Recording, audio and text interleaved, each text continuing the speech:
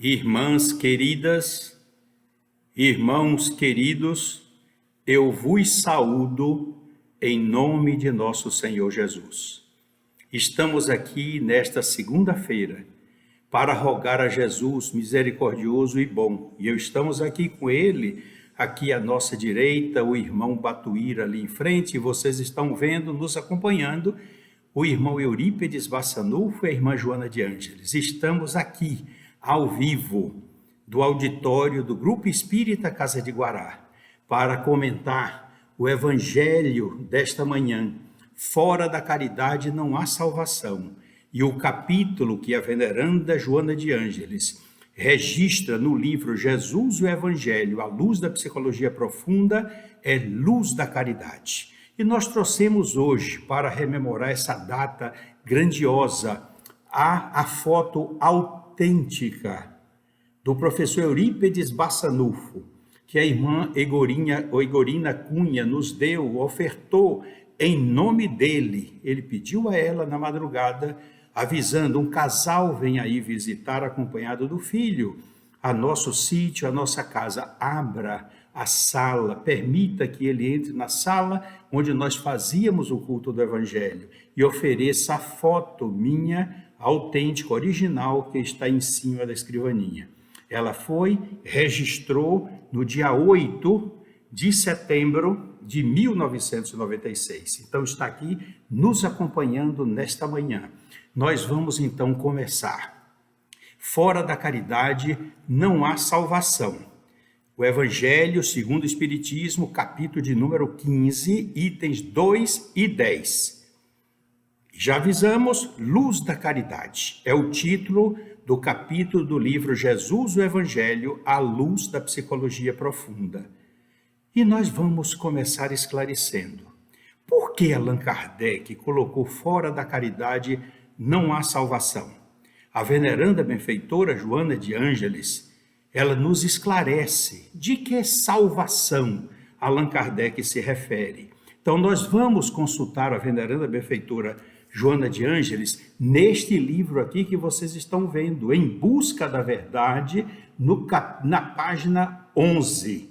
Quando ela escreve aqui: entenda-se salvação como libertação da ignorância, libertação do mal que existe no íntimo de cada pessoa, a ausência da crueldade e do mal na intimidade de cada ser. Esse é o sentido de salvação. Fora da caridade não há salvação. Mas nós vamos agora verificar o item número 2 que está no nosso Evangelho. Está em Lucas, no capítulo 10, versículo 25 a 37. Começa assim: então, levantando-se, disse-lhe um doutor da lei para tentar Jesus: Mestre, que preciso fazer para possuir a vida eterna? Vamos observar os detalhes que Lucas escreveu. Ele fez isso para tentar Jesus. Que preciso fazer para possuir a vida eterna? Respondeu-lhe Jesus: que é o que está escrito na lei? O que é que lês nela? Ou seja, como é que você entende o que está lá escrito? O que é que você, então, me diz a esse respeito? O doutor da lei respondeu: amarás o Senhor teu Deus de todo o coração, de toda a tua alma, com todas as tuas forças, e amarás o teu próximo como a ti mesmo. E Jesus calmamente respondeu: respondestes muito bem, faze isso e viverás. Portanto, dê orientação segura: amar a Deus sobre todas as coisas, amar a Deus de todo o teu coração, de toda a tua alma, com todo o seu poder, com todo o seu patrimônio. E amará o próximo como a si mesmo. Então Jesus disse: faze isso e você viverá. Mas o doutor da lei, querendo parecer que era um justo, diz a Jesus: quem é o meu próximo? O que ele queria saber era isso. Se Jesus dissesse, claro, como nós sabemos, o meu próximo é a humanidade inteira, ele responderia: não é da minha escola. E aí o que é que acontece? Ficaria o problema sem resolver. Jesus ficaria numa situação não constrangedora, porque ele não ia fazer isso. A resposta que Jesus colocou foi realmente maravilhosa. Quem é o meu próximo? Jesus, compreendendo o que estava atrás daquela pergunta, disse, tomando a palavra, e carinhosamente lhe diz: um homem, começando uma das parábolas mais lindas do Evangelho, um homem que descia de Jerusalém para Jericó, caiu em poder dos ladrões, que o despojaram de tudo, cobriram-no de ferimentos e se foram, deixando semi-morto. Aconteceu em seguida que um sacerdote, descendo pelo mesmo caminho, viu o homem caído, desacordado, e passou adiante. Um levita, da tribo de Levi, também judeu, que também veio passando por aquele lugar, tendo-o observado, passou igualmente adiante. Mas um samaritano que viajava, chegando ao lugar onde jazia aquele homem, e tendo-o visto, foi tocado de compaixão. Aproximou-se dele, deitou-lhe óleo e vinho nas feridas, e as pensou, o vinho para fazer a limpeza, e o óleo de oliva. Na época não tinha as prensas automáticas de hoje, as indústrias eram feitas tudo à mão. Então, numa forma artesanal, ele ficava praticamente extra virgem e favorecia a cicatrização. Deitou-lhe óleo e vinho nas feridas e as pensou. Depois, pondo-o no seu cavalo, levou-o a uma hospedaria e cuidou dele. No dia seguinte, tirou 2 denários e os deu ao hospedeiro, dizendo: trata muito bem deste homem, e tudo que despenderes a mais, eu te pagarei quando regressar. Terminada essa história, Jesus olhou para ele, como nos diz Amélia Rodrigues, com uma ternura imensa, envolvendo-o de amor, perguntou: qual desses 3 te parece ter sido o próximo daquele que caíra em poder dos ladrões? Desses 3, o sacerdote, o levita e o samaritano. Olha, o samaritano era detestado pelos judeus ortodoxos, abominavam, tinha uma repulsa muito grande. Alguns até não falavam com eles, e quando viam anualmente para a festa da Páscoa em Jerusalém, ou da passagem, que representava a passagem de Moisés pelo mar, na libertação que ocorreu do Egito, eles faziam a volta muito grande, de muitos quilômetros, para não pisar no terreno da Samaria. Vejam a repulsa que os judeus tinham com esses samaritanos. Mas Jesus colocou a situação: qual desses 3 te parece aquele ter sido próximo daquele que caíra em poder dos ladrões? Bastava ele dizer, o samaritano. Mas como eles nem sequer queriam pronunciar o nome, o doutor da lei respondeu: aquele que usou de misericórdia para com o que estava caído. Jesus olha para ele, e a ternura saindo do coração dele e envolvendo aquele coração aflito que ali estava, Jesus disse: então vai e faze o mesmo. Lucas registra isso no capítulo 10, versículos 25 a 37, como um ponto de luz que caiu ali naquele evangelho, marcando essa passagem. E nós vamos observar o detalhe. O samaritano, claro que é uma parábola, mas vamos imaginar que o samaritano sabia que alguém que estava ali, não sabia a característica, nem quem era, assim, em termos de posição social, mas ele viu que era um necessitado, tomou todas as providências, colocou no cavalo, cuidou na hospedaria, deu 2 denários e disse: quando eu voltar, eu pago tudo. Mesmo sabendo depois que ele era um judeu, que não ia agradecer pelo socorro e continuaria odiando o samaritano. Ele fez isso. Então nós vamos agora ver do coração da irmã Joana de Ângeles o que ela fala no capítulo Luz da Caridade. Não poderia, diz a veneranda benfeitora Joana de Ângeles, não poderia haver melhor modelo para ensinar o amor que se esplende na ação da caridade do que a figura do samaritano escolhida por Jesus, considerando o seu desvalor para os judeus, a indignidade que lhe atribuíam. Sendo ele, o samaritano, quem socorre o adversário sem fazer qualquer interrogação, sem ao menos recordar-se de que o judeu caído e espoliado é alguém que o maltrata e o desconsidera, e que, por sua vez, o deixaria aos abutres e à morte sem qualquer sentimento de culpa, caso a situação fosse oposta. Ela disse, se fosse o samaritano que tivesse caído, o judeu não ia fazer nada, ia deixar os abutres, ia deixar a morte, sem qualquer sentimento de culpa. É esse o sentido da caridade com Jesus.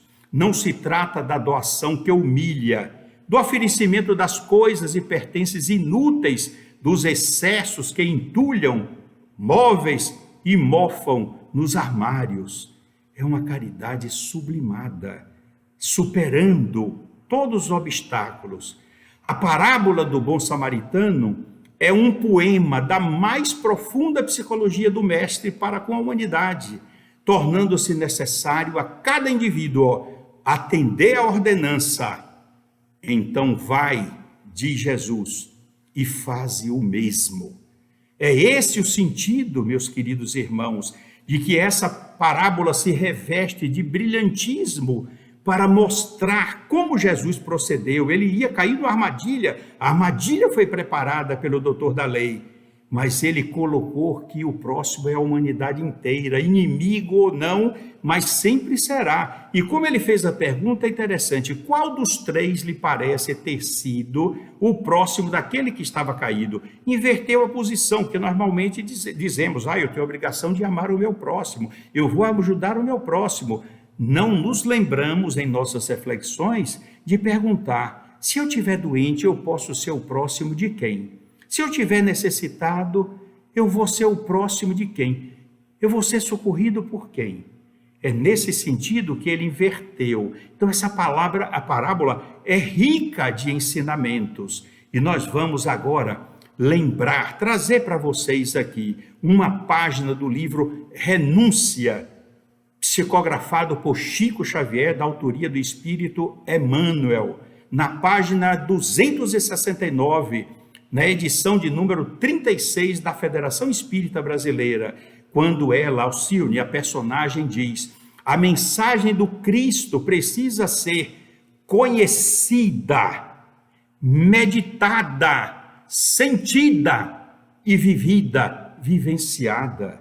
Muitos acham, quando às vezes assiste uma palestra, que a Casa de Guará tomou uma iniciativa grandiosa, maravilhosa, porque estudamos o Evangelho segundo o Espiritismo, desde o primeiro volume até o último, e aí retornamos, sempre alternando Ari, Patrick e Carmélia.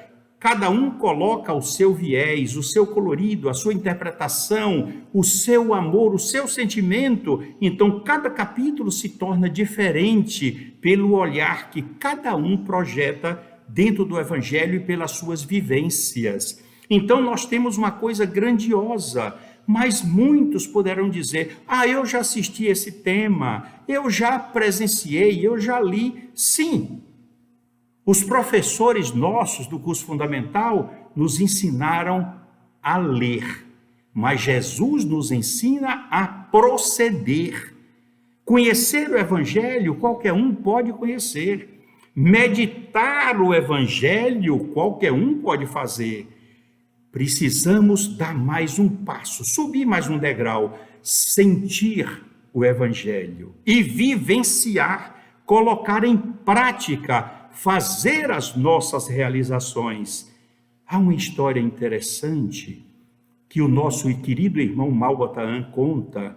Nos tempos idos, em um longo país distante, quando o rei, muito severo, vivia sempre em guerras violentas contra os seus vizinhos, querendo sempre dominar, ampliar o seu reino. E ele fazia uma coisa interessante: quando ele aprisionava os inimigos, ele não os matava. Ele colocava todos em uma sala, um salão muito grande, e do alto, quase 15 guerreiros dele, soldados hábeis no arco e na flecha, do outro lado 15 também, como se fosse assim, um palanque, e eles ficavam ali no meio. Então o rei dizia: vou dar a opção de vocês agora, se vocês quiserem, poderão atravessar aquela porta, era uma porta de ferro, grande, alta, mas olha, com caveiras de pendurada, ossos humanos, sangue, manchando todas as partes daquele portão que ficou tétrico, horroroso. Mas o rei dizia: eu dou duas opções a vocês, ou vocês abrem o portão e seguem adiante e não mais poderão voltar, ou então morrem a flechadas. E todos escolhiam ser mortos a flechadas e morriam. Quando terminaram as guerras e todas as conquistas foram realizadas, um daqueles soldados que atirava a flecha disse: meu rei, o que é que está atrás daquele portão? Por que é que as pessoas não se aventuram a abrir? Tem medo, tem receio, preferia a morte a ver o desconhecido para ver qual era a outra opção? E o rei calmamente disse: vá, soldado, vá, abra e veja você mesmo. O soldado foi, ficou temeroso, parou no portão, tirou os ferrolhos enormes, enferrujados, abriu os 3 e foi abrindo devagar, com receio, as mãos trêmulas. Quando ele começou a abrir, o raio de sol entrou no salão, que ele escancarou, a porta dava para um jardim florido e a liberdade daí para frente. E ele voltou e o rei disse: você está vendo? A covardia dos soldados, preferiam a morte. Assim também, meus irmãos, é a vida. Muitos de nós preferimos ficar enclausurados nos procedimentos atávicos, com medo, com receio de tudo. E aí, porque alegamos que conhecemos o Evangelho, meditamos no Evangelho, sentimos o Evangelho, mas não vivenciamos o Evangelho. Parece que temos receio de errar ou de sair do nosso comodismo, das facilidades de nossa vida, ficamos no nosso aconchego, mas não vamos servir autenticamente Jesus na vivência do Evangelho. E olha que ele falou em outra oportunidade, Mateus capítulo 25, versículos 31 e seguintes: todas as vezes que vocês atenderem a um desses mais pequeninos, eu considero que é a mim que vocês estão fazendo. É o incentivo para a prática sublime do amor que se torna magistral e muda o nome nesse exercício para a caridade.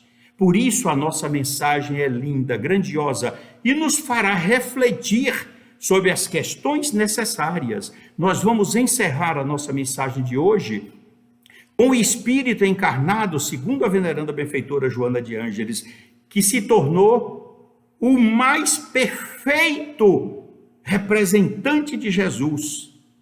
Não foi Crônio, o mais perfeito representante dele, que foi São Francisco de Assis.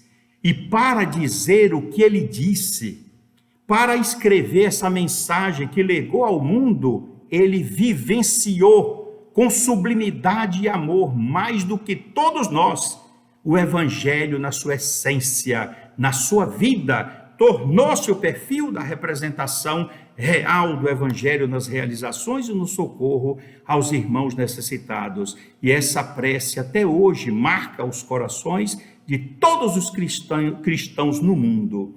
Senhor, fazei de mim um instrumento da vossa paz. Onde houver ódio, que eu leve o amor. Onde houver ofensa, que eu leve o perdão. Onde houver discórdia, que eu leve a união. Onde houver dúvida, que eu leve a fé. Onde houver erro, que eu leve a verdade.